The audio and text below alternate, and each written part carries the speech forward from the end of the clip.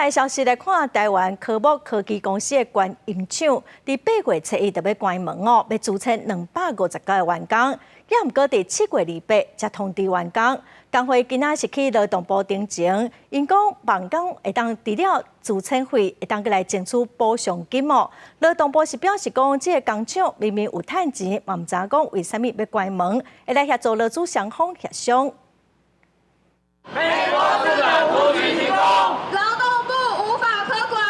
科博科技公司原因厂员工不满美国资金公司顶个月28号向宣布停工，接下来要分4批资遣259名员工，初一透早拢伫劳动部门口顶前，希望劳动部会当协助解决劳资争议。官场补偿金，我们的一个年资是5个月哦，如果你是30年是150个月哦，不然的话，他的永续经营承诺就是没有诚信。哦，把钱都赚回去美国。根据了解，目前科博公司依法提供资遣费予员工，不过员工表示，因真侪人伫科博公司工作超过20年，希望公司另外阁提供原厂的补偿费，来降低劳工家庭的生活影响。嘛，呼吁劳动部应该赶紧修法，改善这种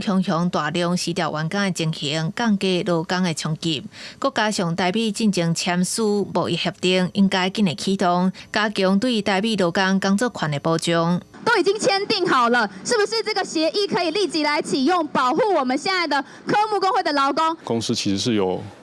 这个营运是很正常的啦，良好的，但却突然的宣布关厂，那这个部分其实涉及到将近300位员工的生计啦，严重影响他们的生活。那劳动部其实是表示很遗憾和不解啦，劳动部呼吁科博公司应该承担社会责任，伫后壁的劳资协商内底，体谅员工这么多年来辛劳，予因适当的补偿，让劳资争议会当得到好的协商。记者综合报道。